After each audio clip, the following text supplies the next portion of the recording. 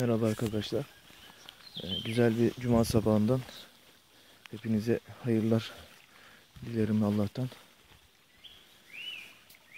Şu anda bir dağ yamacındayız. Ben burayı tercih ettim su aktığı için. Kaynak su akıyor buradan. Şimdi şurada kendim 7-8 saatte yaptığım kapalı alanım var. Onu göstereceğim şimdi size. Öncelikle bu tarz ormanlık alanda kamp yapmak istiyorsanız kendi arzunuza göre bir bölge seçin. Ben suya yakın olsun istedim. Dere yatağının içinde olsun istedim. Rüzgara karşı, soğuğa karşı. 2-3 tane burada, evet, 3 ağaç var.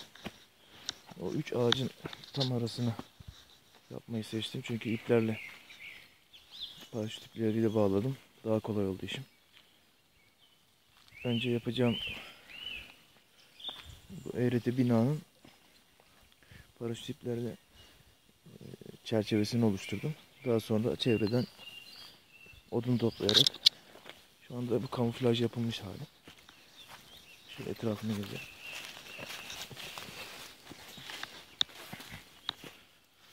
Burası içeride gördüğünüz şöminenin arkası. Şu küçük yer bacası. Şöyle bir çıkıntı yaptım. Yağmur yağarsa su içeri gelmesin, bacanın içine su kaçmasın diye. Şöyle etrafından tekrar dolaşalım. Dediğim gibi öncelikle seçmeniz gereken yer, örneğin çok yağmur yağarsa diye ben burayı da o yüzden tercih ettim. Buradan su gideri var.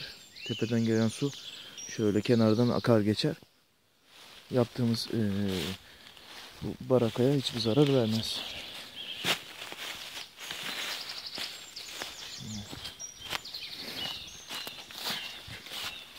Çevreden topladığımız ağaçlarla şu şekilde, naylonlar vardı bir sürü, onları kullandım. Eski çuvalları kullandım. Şu şekilde içini de göstereyim. Şu şekilde kenarlara poşetleri doladım. Bir tane ampul çok ışık veriyordu, gece gözüm alıyor diye plastik bardak kapattım etrafına, ışığın şalkımasını azaltmak için. Bu şekilde içeriden girelim.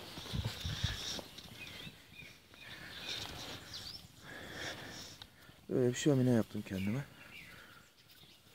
Herhangi bir tehlikeye karşı bu ağaç parçalarını küçük bir testere yardımıyla bölgeye göre kestim. Balya telleriyle şöyle bir şekilde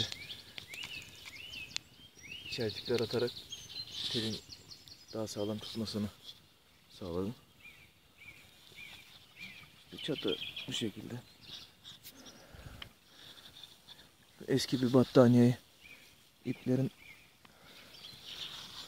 tam uçlarına bağlayarak, battaniyenin uçlarına ipleri bağlayarak bu şekilde önce bir tavan oluşturdum. Ondan sonra çatı çökmesin diye tam ortadan büyük bir destek attım şu şekilde. Yanlardan attım destek. Yani herhangi bir sıkıntıya karşı. Bakın arka tarafta yine ağaç kayıpları var. Önce kalın dalları, sonra ince çırpıları üzerine koydum ki yapraklar tutsun diye. Bu şekilde her köşeyi, her ağaç kovuğunu değerlendirdim bu şekilde. Yani burada aküler var. Burada yiyecekler var. İşte çöp şişleri, ekmekleri yukarı astım. İşte şu arkada gazetelerin olduğu yerde yakıt var. Benzin aldım yanıma. Yedek olarak. Yani bu tarz işlerde ilk önce barınak gerektiği için geldiğiniz bölgede en verimli olabilecek yeri seçip en kolay halde üstü kapalı bir alan yapabileceğiniz bir yeri seçip hemen işe koyulmanız gerekiyor.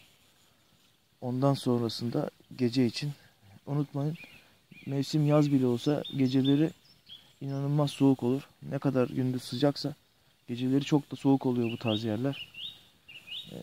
Barınaktan hemen sonra ateş çok önemlidir. Ateş yakabileceğiniz, ben ilk geldiğimde şömineyi barınaktan bir gün sonra yaptım. Çünkü gece soğuktan donunca ertesi gün hemen barınağı yaptım. Barınağın için ateşi yaptım. Dışarıda ateş yakmıştım. Şimdi ateş dışarıdayken ben içeride yatıyorum. Bana bir faydası olmuyordu. Onun için burasını ben ilk önce sopalarla kapatmıştım. Sonra tekrardan açtım. Yaptığınız barınağın üzerine yere diktiğiniz bu ağaçlara dayayarak yapmayın. Bakın benim ağaçlar şu anda derme çatma olarak duruyor ama tavan çok sağlamdır. Önemli olan tavandır. Tavanı sağlam yapın. Çünkü bu attığınız kayıtların değiştirmeniz gerekebilir ya da kapatıp kapıyı başka yerden açmanız gerekebilir ya da tamamen kapatmanız gerekebilir. Onun için dik kayıtları sökülebilir hale getirin. Bazı belli başlı denge noktaları oluşturun. Mesela benim denge kayıtlarım bu kalın olanlar. Şuradaki büyükler. Yine aynı şekilde arkada da var denge kayıtları. Bu araları çok önemsemeyin. Yine kullanın. Ben bu şekilde biraz mümkün olduğu kadar sık atmaya çalıştım kayıtları. 50 santimde bir yapmaya çalıştım ama tabii çok fazla kapalı alana ağaç gittiği için yettiği kadar etraftaki kuru ağaçları değerlendirmeye çalıştım. İşte dediğim gibi bu tarz yerlerde mümkün olduğu kadar alt kısımları kapalı tutun. Çünkü yattığınız zaman direkt üzerinize çok soğuk gelir. Üstten her zaman bir şöyle köşede yattığım gibi bir açıklık bırakın. Çünkü ne kadar şu anda şöminenin bacasını arkadan verdim. Kod farkı yaptım ki hani çeksin diye. Şu anda çok da güzel çekiyor. Hiçbir problem yok ama bazen rüzgar tersine döndüğü zaman duman problem değil. Kıvılcım da içeriye geliyor. Ona karşı her zaman bir engel önünde olsun. En azından şöyle bir taş parçası. Ve üzerini ben hususi kapatmadım. Bazen rüzgar teperse üstten duman geri çıkıyor bu sefer.